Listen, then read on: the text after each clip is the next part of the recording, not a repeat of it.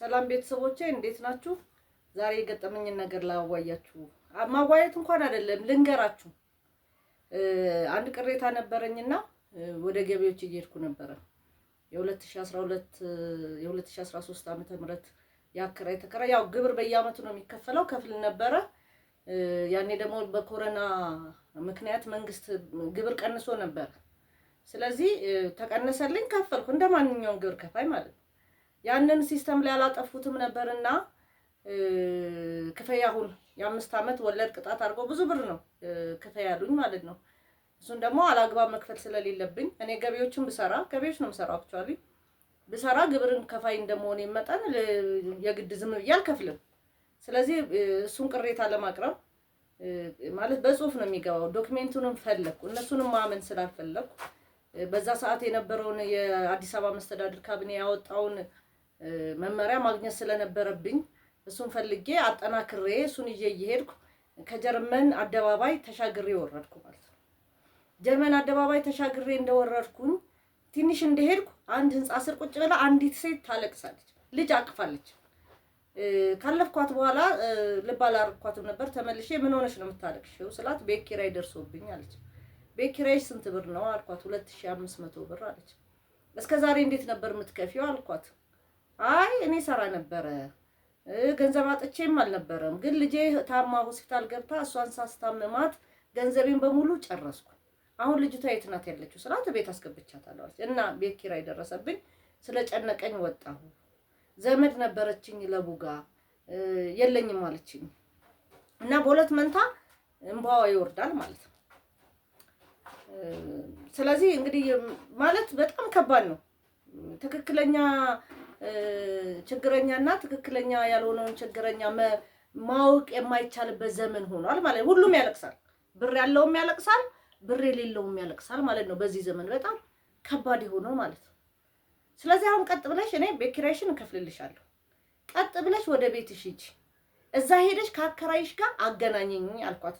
እና ስልክ አለሽ ስላት አዎ አለችኝ። የት አለ ስልክሽ ስላት ቤቴ ነው አለች። እሺ ብዬ በስልኳን ስልክ ቁጥሯን ሰጠችኝ። ደወልኩበት፣ ስልኩ ይጠራል። እውነትም የቤት እንግዲህ አስቀምጣው ከሆነ እንትን ይላል ማለት ነው። ስለዚህ ሂጂ ወደ ቤትሽ፣ ቤት እንደሄድሽ ስልኬ ስለተደወለበት በዚህ ስልክ ትደውይና ከአከራይሽ ጋር አገናኝ አለኳት ማለት ነው። ከዛ ስትሻገር መንገድ አየው ወደ አየር ጤና አይደለ ታክሲ ቤት ያለችው፣ ወደ አየር ጤና ታክሲ ስትሻገር አየኋት።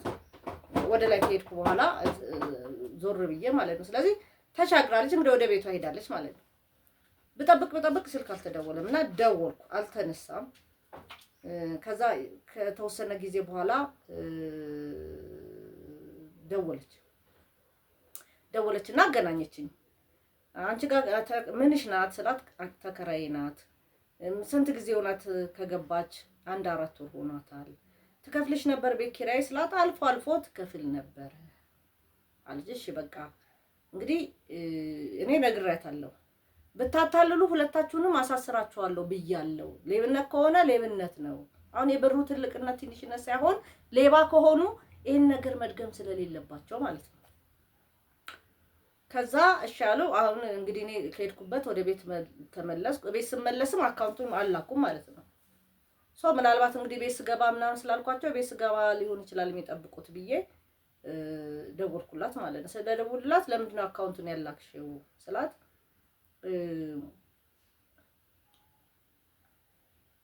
አካውንት ላከችልኝ እና ሰሚራ ጀማል የሚል ማለት ነው። ከዛ ደወልኩላትና እንግዲህ አየር ጤና ላይ ደግሞ ሰሚራ የምትባል እኔ አውቃታለሁ፣ ምናልባት እሷ ትሆን እንዴ ብዬ አሰብኩ ማለት ነው። የአከራይ ስም ነው እንዴ ሰሚራ ጀማል ስላት አይ የኔ ስም እኮ ነው አለች። አንቺ ሙስሊም ነሽ እንዴ ያልኳት፣ ማለት አለባበሷ ምናምን ሙስሊም ስለማይመስል ማለት ነው።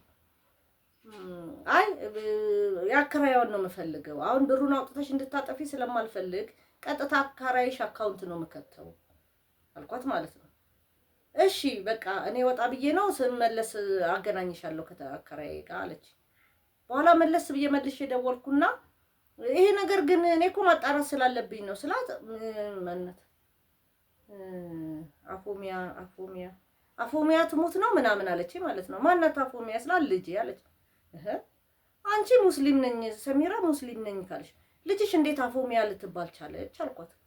አይ እኛ ጅሩ አርሴማ ሄደን ታምሜ ሄጄ ከዛ በኋላ ወደ ኦርቶዶክስነት ተቀየረና አለች። አይ እኔ አሁን ስለ ሃይማኖትሽን ስለምን እያልኩሽ አይደለም፣ ክሮስ ቼክ እያረኳችሁ ነው። ሌባነሽ አይደለሽም፣ ችግረኛ ከሆንሽ ችግር የለም፣ እያታለልሽ ከሆነ ብዬ ነው እያጣራሁሽ ያለሁት እንጂ ሌላ ነገር አይደለም።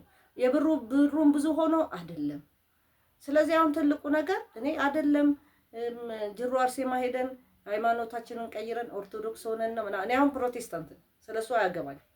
ሰው ለመርዳት ሰው መሆን ብቻ በቂ ነው በሚባል ማምን ሰው ነኝ ማለት ነው።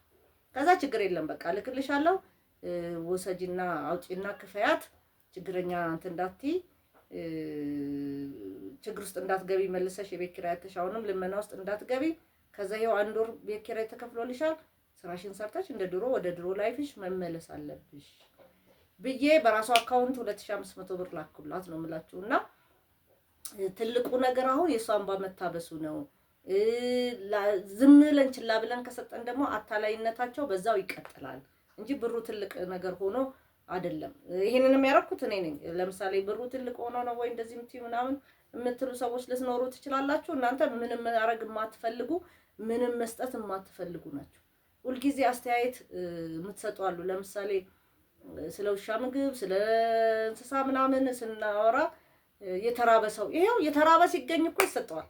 እናንተ ግን ለእንስሳ ማታበሉ፣ ለሰውም ማታበሉ ክፉ አስተያየት የምትሰጡ ሰዎች እኔ ችግር የለብኝም። ዞሮ ዞሮ ግን የአንድ ሰው እንባ ማበስ ቀላል ነገር አይደለም። እንባዋን ያየ የሚያውቅ ነው። ሁለተኛ ደግሞ ለመርዳት ሃይማኖትም አያስፈልግም። ሁለተኛ ሶስተኛ ለመርዳት ብሔርም አስፈላጊ አይደለም። ዛሬ የገጠመኝና የሆነውን ነገር ልነግራችሁ ፈልጌ ነው። አንድ ሰው ማሳረፍ ቀላል ነገር አይደለም። አንድ ሰው አሳርፍ ያለው እናንተም በዚህ መንገድ እንድትሄዱ ያጋጠማችሁን ክሮስ ቼክ አድርጋችሁ ትክክለኛውን ተረጂ መርዳት አለባችሁ። በመንገድ ላይ እንዲህ ሲገጥማችሁ ደግሞ እግዚአብሔር ራሱ እንዴት ነው የሰጠዋትን ብር ታደርሳለች ወይ፣ በአግባብ ትጠቀማለች ወይ? ከዚህ በፊትም እንደዚሁ ገጥሞኛል። ለምሳሌ ከድሬዳዋ መታ፣ እሱ ደግሞ የገጠመኝ ቢሮ ውስጥ ነው። ከድሬዳዋ መታ ልጇ ብረት ገባለትና ባቡር ላይ 2 ቦታ ነው መሰለኝ እንደዚህ ያው እግሩ ስለማይታጠፍ እና የ2 ቦታ መክፈል አለባት። እሷ ደግሞ ምንም የላትም። ስለዚህ 3000 ብር ነው የፈለገችው እና ሲያንከራቱታት ነበረኝና አካውንቴ ላይ 3000 ብሩን ትራንስፈር አረኩላት። ሄደች ወደ ሀገር። ይሄ በቃ በእግዚአብሔር ዘንድ ግን ተመዝግቧል። ዛሬ ላይ ደሃ የሆናችሁት ስለሰጣችሁ ነው፣ ደሃ የሆናችሁት እንዲህ ስለሆነ ነው የምትሉ ሰዎች እኛ ደሃ አይደለን። ሰጪ ለደሃ የሰጠ ለእግዚአብሔር አበደረ ነው የሚባለው። ይህንን ነገር ሰዎች ማወቅ መቻል አለባችሁ። ስለዚህ እግዚአብሔር ለእናንተ ስሙኒ ሲሰጥ 10 ሳንቲሟን ደግሞ ለሌላ ሰው እንድትሰጡ ስለሚፈልግ ነው፣ ሌላ ነገር አይደለም። አመሰግናለሁ ቤተሰቦቼ፣ በጣም ነው የምወዳችሁ። የዛሬው ገጠመኝ ይሄ ይመስላል። እንደው እንደዚህ አይነት ነገር ሲገጥመኝ ሁልጊዜ አካፍላችኋለሁ፣ ለማካፈል እሞክራለሁ። ሰላም ሁኑ።